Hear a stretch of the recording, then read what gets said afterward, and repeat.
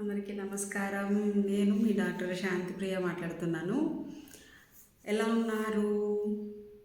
నిన్న ఒక వ్యూవర్ మనకు పెట్టిన కామెంట్ మీద ఇవాళ ఒక వీడియో చేస్తున్నాను నేను. ఆయన ఏమడిగాడంటే, అమ్మాయా అబ్బాయా పుట్టడానికి ఎవరు కారణం అన్నట్టు ప్రశ్నించాడు అనమాట. అంటే 2 కాన్పులైనా 3 కాన్పులైనా అమ్మాయిలు పుడుతూ ఉంటారు. 4వ కాన్పుకైనా కూడా ఒక అమ్మాయే పుడితే కనుక ఎవరు కారణం దీనికి అని ఆయన ప్రశ్న అనమాట. ముమ్మాటికి బిడ్డల యొక్క జెండర్ అంటే పాప బాబా అని తేల్చేవాళ్ళు మాత్రం మగవాళ్ళే. ఎందుకంటే వాటిలో ఉంటే మగ ఆడలో ఉండే క్రోమోజోమ్స్ వల్లనే వాళ్ళ యొక్క జననం నిర్ధారించబడుతుందన్నమాట. అమ్మాయిలలో XX అనే క్రోమోజోమ్స్ ఉంటాయి, మగవాళ్ళలో XY అనే క్రోమోజోమ్ ఉంటాయన్నమాట.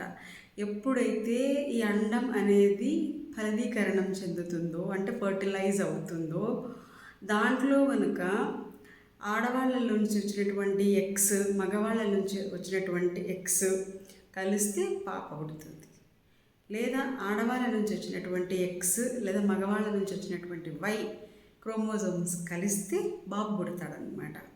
సో బాబా పాప అని డిసైడ్ చేయగలిగేది మగవాళ్ళు మాత్రమే. వాళ్ళు ఎన్ని పెళ్ళిళ్ళు చేసుకున్నా ఒకవేళ ఇట్లా జరుగుతూ ఉంటే మాత్రం ఖచ్చితంగా వాళ్ళకి ఆడపిల్లలే పుడతారు, కానీ మగపిల్లలు మాత్రం పుట్టరన్నమాట. కాబట్టి ఈ ప్రశ్న ఎంత డెప్త్గా మనం ఆలోచించాలంటే, భ్రూణహత్యలు అంటే మొగ్గలోనే తుంచేస్తున్నారు అన్నమాట. పాప అని తెలిసిన వెంటనే చాలామంది అబార్ట్ చేయించుకుంటున్నారు. అలా అసలు కొన్నిసార్లు అమ్మాయిలే అంటే లేడీసే వద్దనుకుంటూ ఉంటారు. మాకు ఆల్రెడీ 2 అమ్మాయిలు ఉన్నారనో, ఒక పాప ఉందనో, నెక్స్ట్ సెకండ్ డెలివరీలు అనేది ఎవరు కనుక్కుంటే నెక్స్ట్ మళ్ళీ ఒకవేళ బాబు అయితే ఉంచుకుంటాం, పాప అయితే వద్దు అని కొన్నిసార్లు మగవాళ్ళు ప్రెషర్ చేస్తూ ఉంటే, కొన్నిసార్లు ఆడవాళ్ళే ప్రెషర్ చేస్తూ ఉంటారు అనమాట. వద్దు, మాకు 2 చాలు, ఒక పాప ఒక బాబు, 2 పాపలైతే మళ్ళీ మేము కష్టం కాబట్టి బాబు కావాలి. సో కావలసిన అబార్షన్ అయినా చేయించుకుంటాం, కానీ మాకు మాత్రం ఒక బాబు అయితే ఖచ్చితంగా కావాలి అన్నట్టు వాళ్ళ ఫీలింగ్స్ అనమాట. దానికి ఎవ్వరు ఏం చేయలేరు. అసలే ఇప్పుడున్న పరిస్థితులలో అసలుకి గర్భం రావడానికే ఎంతో కష్టపడుతుంటే ఎన్ని ఇన్ఫర్టిలిటీ సెంటర్స్ వచ్చాయో ఈ టైంలో మీరు గమనించాలి. అసలు ఇంత మునుపు ఉండేవా? ఇప్పుడు చూస్తే అసలు ఎన్ని ఇన్ఫర్టిలిటీ సెంటర్స్ ఉన్నాయంటే ఎక్కడికి వెళ్ళినా కూడా అసలు అంతమంది ఉంటారు పేషెంట్స్. ఇంతమంది పిల్లల కోసం ఇబ్బంది పడుతున్నారా, పిల్లల కోసం కాంక్షతో అసలు తిరుగుతున్నారా, ఎన్ని ఇంజెక్షన్లు అయితేనేమి, టాబ్లెట్స్ అయితే ఏమి, ఎన్ని ఒక తల్లి కావడానికి వాళ్ళు ఎంత కష్టపడుతున్నారో వాళ్ళని చూస్తే అసలు చాలా ఈ భ్రూణహత్యలు అనేటివి తగ్గిపోతాయేమో అనిపిస్తుంది.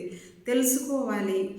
పాపో బాబో 2 చాలు, అంతేగాని మనకు ఖచ్చితంగా బాబే ఉండాలి, బాబు ఉంటేనే మనకి అన్నీ అంటే అదేమో త్రిశంకు స్వర్గం నుంచి తప్పిస్తాడు అని అంటారు చూసినారా.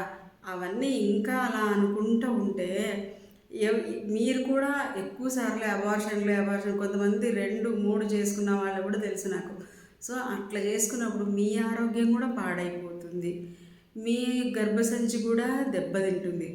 అది గర్భధారణకు ఉపయోగపడేదాం.